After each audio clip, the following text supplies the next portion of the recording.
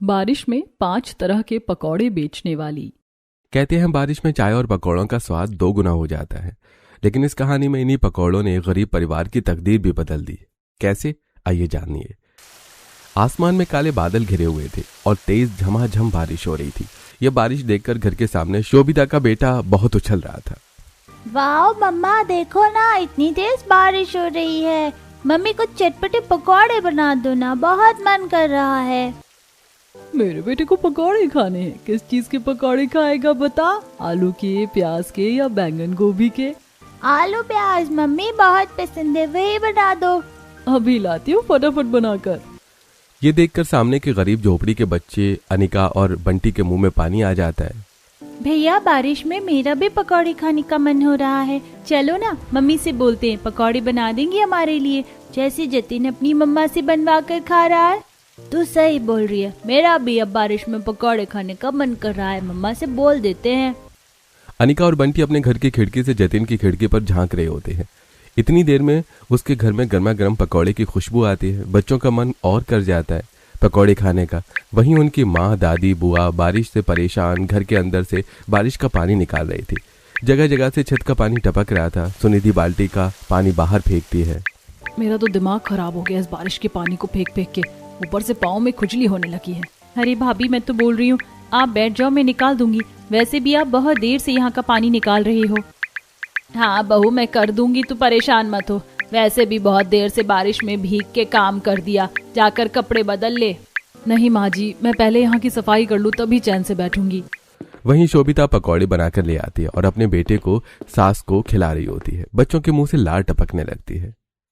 अनिका, मेरा पकौड़े खाने का मन कर रहा है। देख ना जतिन कैसे खा रहा है। चल माँ से बोलते हैं। हाँ भैया चलो। मम्मा, मम्मा बाहर बारिश हो रही है, हमारे लिए चटपटे पकौड़े बना दो ना, बहुत मन कर रहा है खाने का। हाँ मम्मी बना दो ना, बहुत मन कर रहा है। वो देखो जतिन और उसकी मम्मी भी बारिश में गरम गरम पकौड़े बनाकर खा रहे हैं। हाँ मम्मी बना दो ना। तुम्हें दिखाई नहीं दे रहा है कि मैं अभी काम कर रही हूँ? कोई पकौड़े वकौड़े नहीं बनेंगे। साइड में बैठ जाओ, यहाँ गीला हो रहा है। मम्मी, दादी, दादा, बुआ, मम्मी को बोलो ना पकौड़े बना ले। हमें तो पकौड़े खाने हैं। बच्चों के बार बार बोलने पर सुनिधि गुस्से से लाल होकर बच्चों पर चिल्ला देती है। क्या है तुम्हें? जब मैंने एक बार मना कर दिया कि नहीं बनाना और मैं यहाँ परेशान हूँ, घर से पानी निकाल रही हूँ, फिर भी तुम दोनों को पकौड़े शांत नहीं हो रहे हो। कोई पकौड़े नहीं बनेंगे। दूसरों की देखकर अपने घर में कलेश करनी होती है बस तुम्हें। कोई गोबर खाएगा तो खुद भी गोबर खाओगे क्या? अरे शांत हो जा बहू, बच्चों से गुस्से में कैसी बातें कर रही है, वो अभी ना समझ है। हाँ बहू, और वैसे भी बारिश देखकर तो हमारा भी पकौड़े खाने का मन कर रहा है। बच्चों वहाँ बैठ जाओ, कल पकौड़े बनाएंगी मम्मी, आज ठहर जाओ। मम्मी हमेशा डांटती रहती हैं, कभी हमारे मन का कुछ नहीं बनाती। हाँ मम्मी, आप ऐसी ही हो। बच्चों की बात सुनकर सुनिधि की आंखों में आंसू आ जाते हैं और वो बाल्टी का पानी बाहर फेंकने के बहाने से बाहर चली जाती है। तभी सास ससुर आकर, बहू हमें पता है कि घर के हालातों की वजह से तूने बच्चों को जानबूझ कर डांटा है, लेकिन बहू बच्चों का मन तो चंचल होता है। वो अपने आसपास जो देखते हैं उनका भी वही करने का मन करता है। जानती हूँ माँ जी, पापा जी, लेकिन डांटती नहीं तो गल में ऐसे ही करते। घर में पकौड़े बनाने के लिए ना कोई सब्जी है, ना तेल मसाले, जैसे तैसे तो उबला हुआ दाल चावल खा रहे हैं। ऊपर से बारिश में ये टूटा हुआ घर, जिसकी अलग टेंशन रहती। समझ नहीं आ रहा, रात भर बारिश रही तो सो नहीं पाएंगे, घर में बारिश का पानी भर जाएगा। तो परेशान मत हो, मैं कुछ जुगाड़ करती हूँ जिससे पानी अंदर नहीं आएगा। लेकिन माँ जी, सोते टाइम ऊपर से भी तो पानी टपकता है ना, छप्पर खराब है।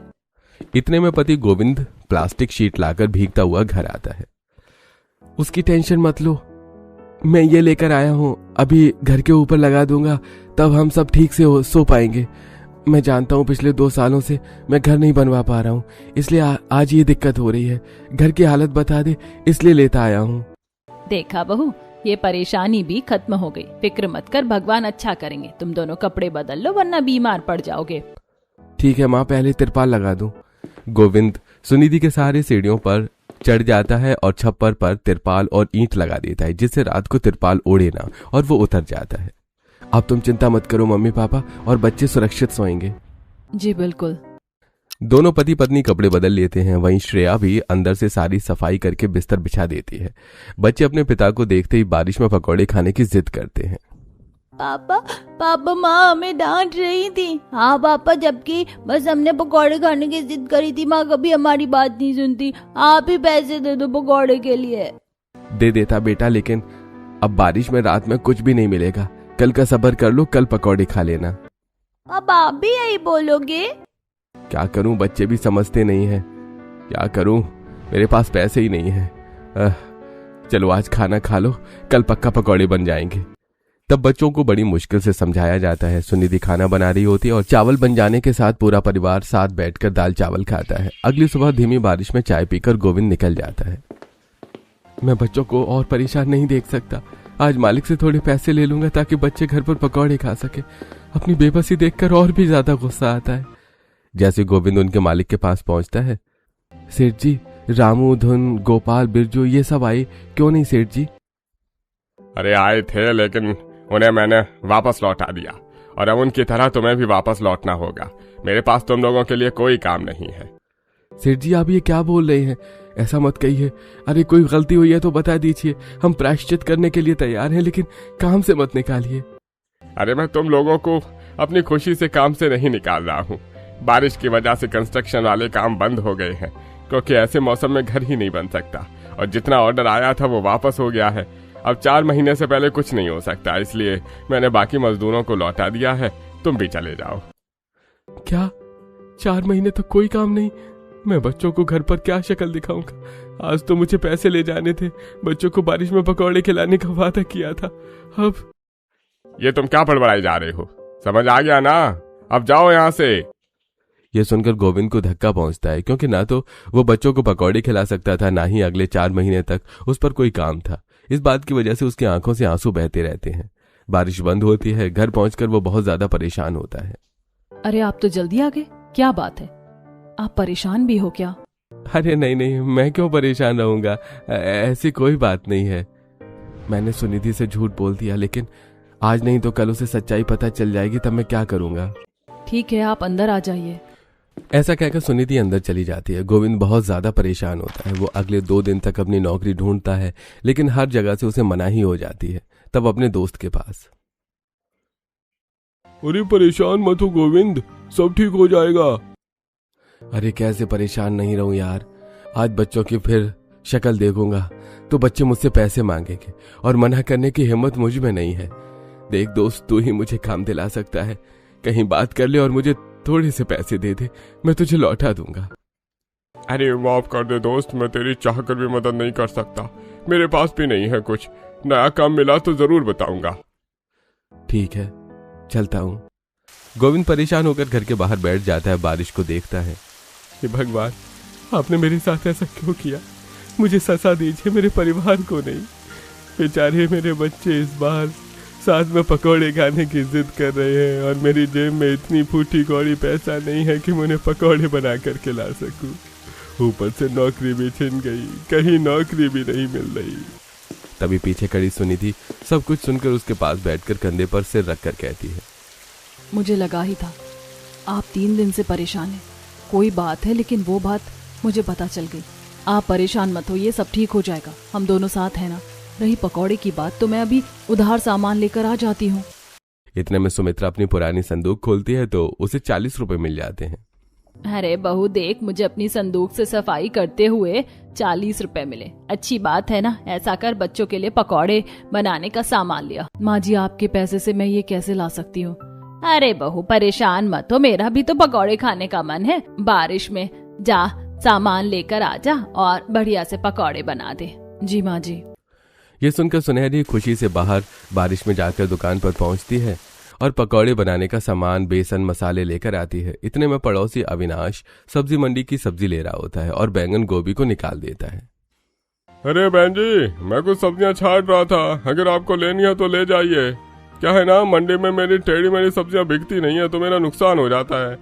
वैसे भाई साहब, ये सब्जियां इतनी खराब भी नहीं हुई हैं जितना आपने रिजेक्ट कर दिया है।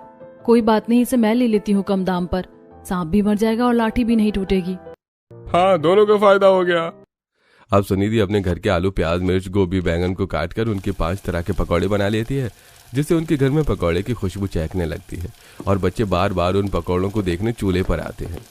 देख छोटी माँ पकौड़े बना रही है। हाँ भैया, और मम्मी 5 तरह के पकौड़े बना रही है। अब तो मजा आएगा। मम्मी एक ले ले पकौड़े। हाँ ले लो, उसके बाद एक एक करके खाने लोगे। सुनिधि अपने हाथ से दोनों बच्चों को पकौड़े दे देती है। तब दोनों बच्चे चोरी से दूसरी बार पकौड़े खा लेते हैं। अब सुनिधि, तुम्हें क्या लगता है बदमाश बच्चों, मुझे पता नहीं चलेगा? तुमने दोबारा से पकौड़े चुराए हैं ना? बेटा, माँ को सारी खबर रहती है अपने बच्चों के बारे में। माँ आप भी ना। माँ आपको हमेशा पता चल जाता है। हमने आपको उस दिन परेशान किया, उसके लिए सॉरी।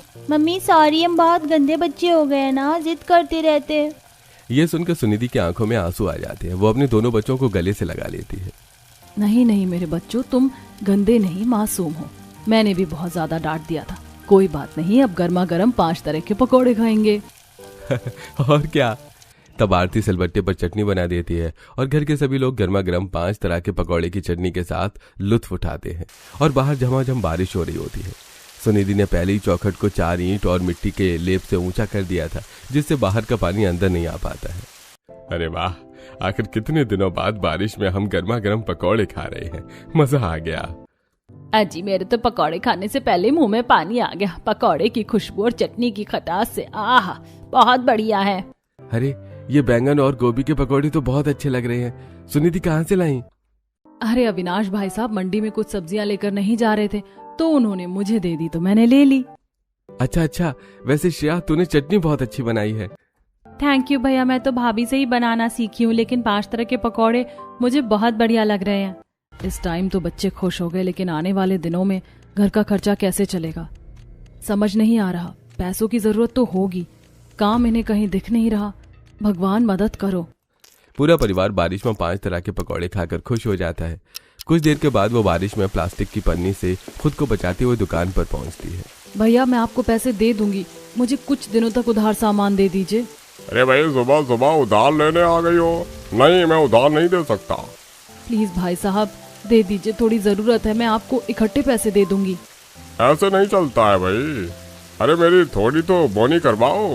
ये 5 रुपए लेकर साबुन दे दीजिए। आखिरी 5 रुपए थे, वो भी चले गए। अब बच्चों को क्या दूंगी चीज के लिए पैसे। ठीक है, सामान ले जाओ, टाइम से पैसे चुका देना, वरना पैसे लेने दरवाजे पर आ जाऊंगा। जी भाई साहब।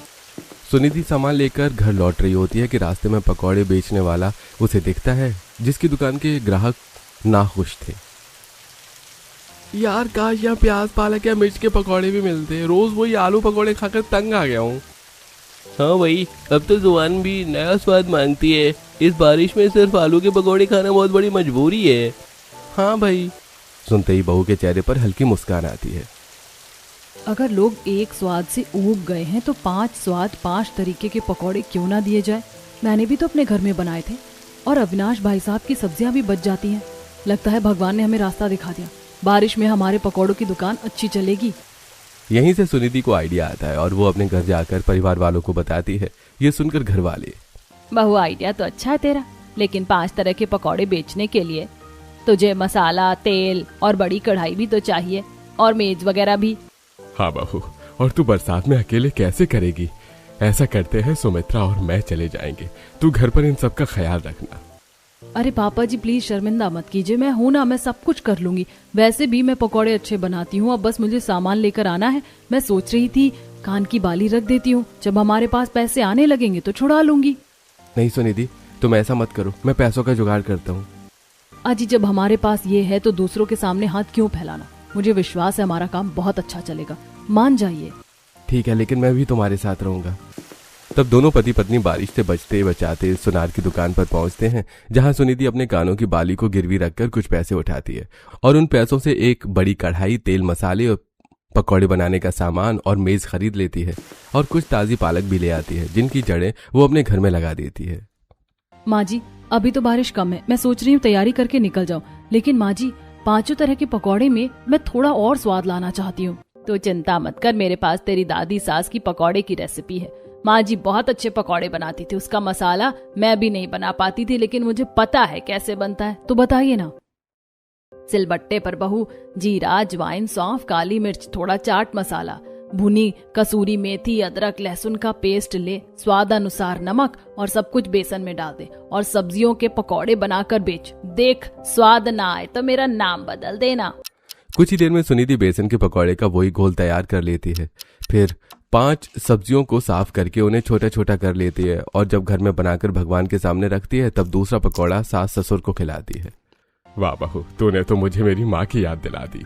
सच में बहू, तूने डिट्टो सही मात्रा में मसाले तैयार करके बढ़िया पकौड़े बनाए। देखना तेरी दुकान बहुत चलेगी। थू ऐसा ही होगा। मम्मी मैं भी। आप सब चख लीजिए। बारिश बंद होती है, बच्चे और पति खाकर खुश हो जाते हैं। फिर वो रिक्शा पर अपना सामान, चूल्हा, बर्तन लेकर उसी जगह पर आती है जहां पहले वाला आलू पकौड़े बेच रहा था। उसी के सामने एक छप्पर सा था जहां बहू अपनी मेज बिछाकर उस पर चूल्हा और सामान रखना शुरू करती है। कुछ ही देर में रिमझिम हल्की बारिश शुरू हो जाती है और बहू कढ़ाई पर चमचा बजाकर पकौड़े बनाने लगती है। दोस्तों, आपको क्या लगता है, सुनिधि 5 तरह के पकौड़े बनाकर बारिश में बेच पाएगी?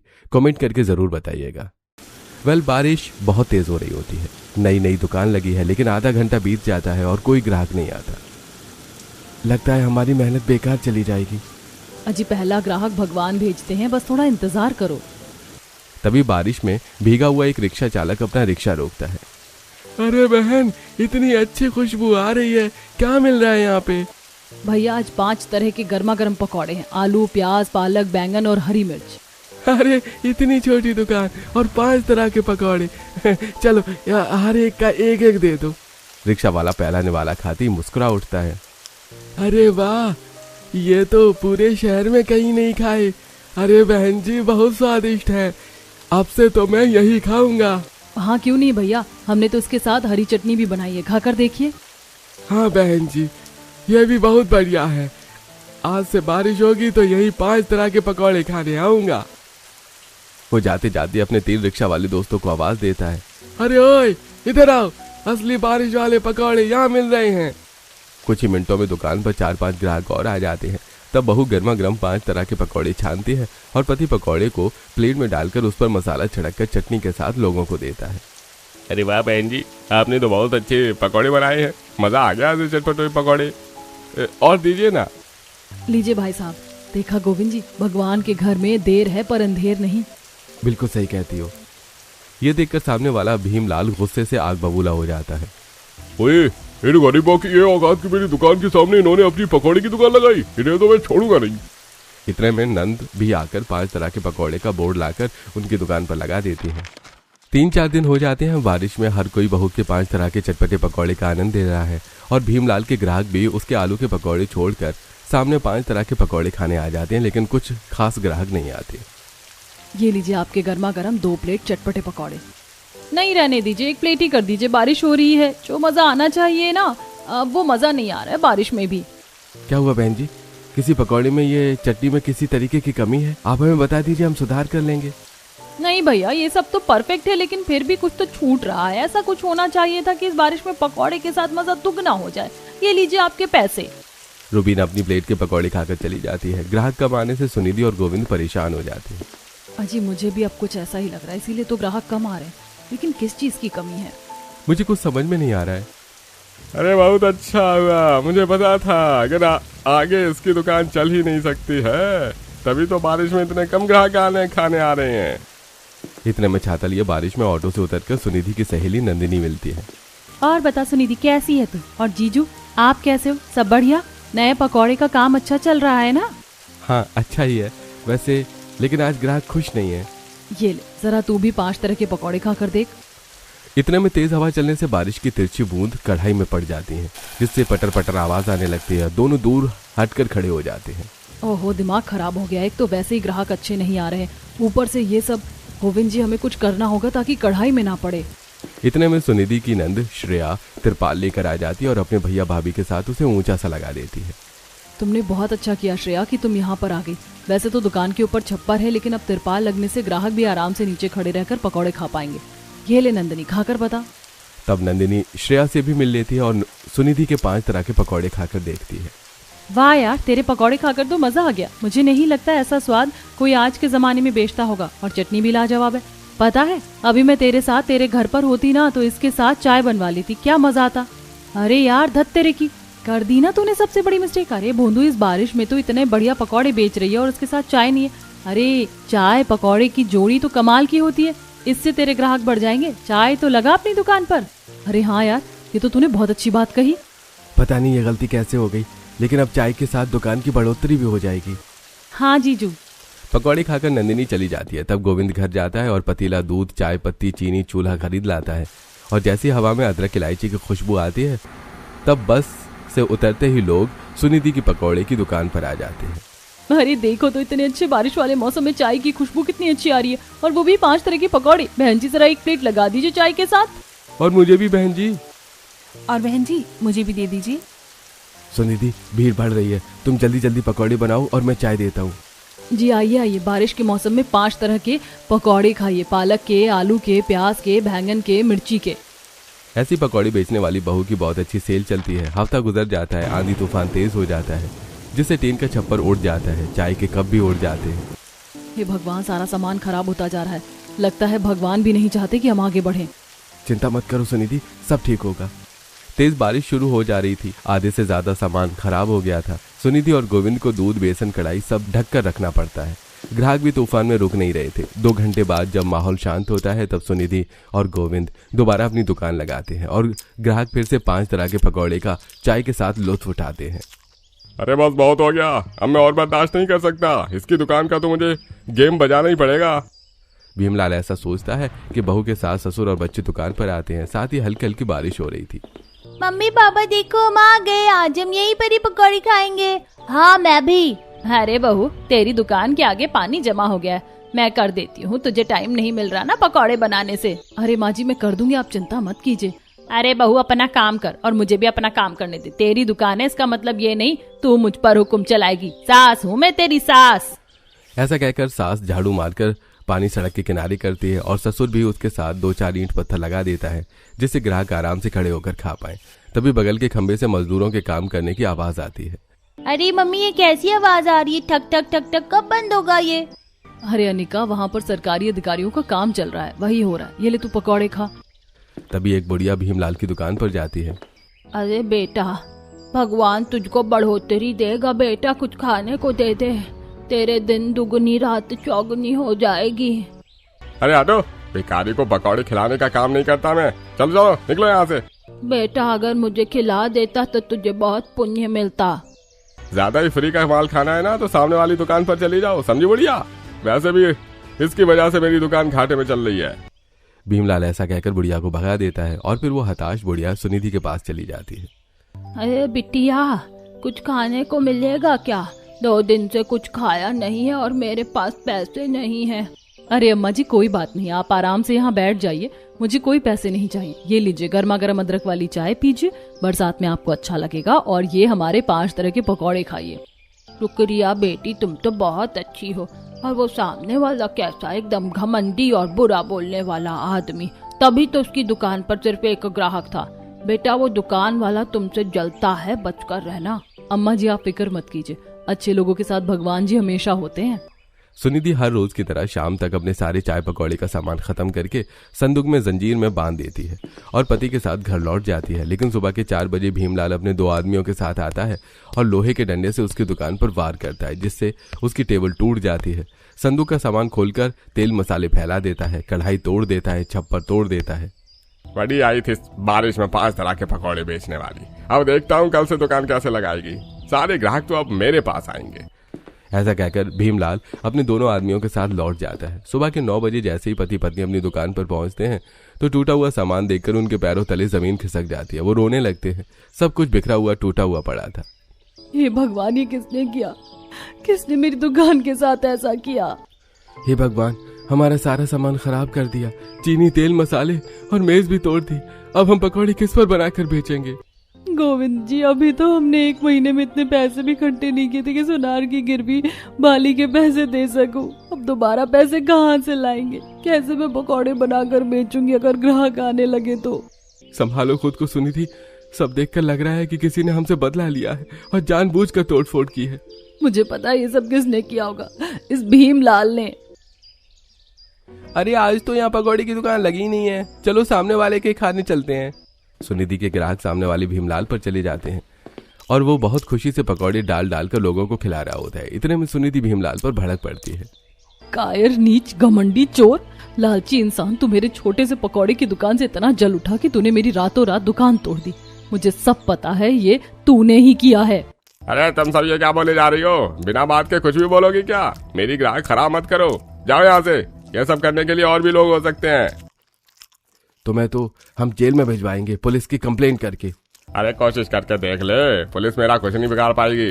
2 दिन में यहाँ पर फिर से पकौड़ा बेचता फिरूंगा, क्योंकि तुम्हारे पास कोई सबूत ही नहीं है और तुम लोग भी इतने गरीब हो, पैसे भी नहीं मिला सकते, लेकिन मैं तो पुलिस को पैसे भी खिला सकता हूँ। भीमलाल, तुझे जल्दी अपनी कीमत अदा करनी पड़ेगी, तू देखना। दोनों पति पत्नी रोते हुए अपना सामान इकट्ठा करते और टूटा हुआ घर ले आते हैं। ये देखकर सास ससुर सब हैरान हो जाते हैं। अरे मम्मी, ये सब किसने किया? रोना बंद करो, हम उसकी पिट्टी पिट्टी करेंगे। सुनिधि टूटी हुई तख्ती देखकर, इसने हमारी दुकान गिराई है, हिम्मत नहीं, कल फिर से खड़ी करेंगे। मेरे पास उस भीमलाल के खिलाफ कोई सबूत होता, जैसे कोई कैमरा होता। जैसी माँ खंबे पर कैमरा लगा था उस दिन। अरे मम्मी, कितना शोर हो रहा है, ये क्या हो रहा है? कोई मूवी भी बन रही है?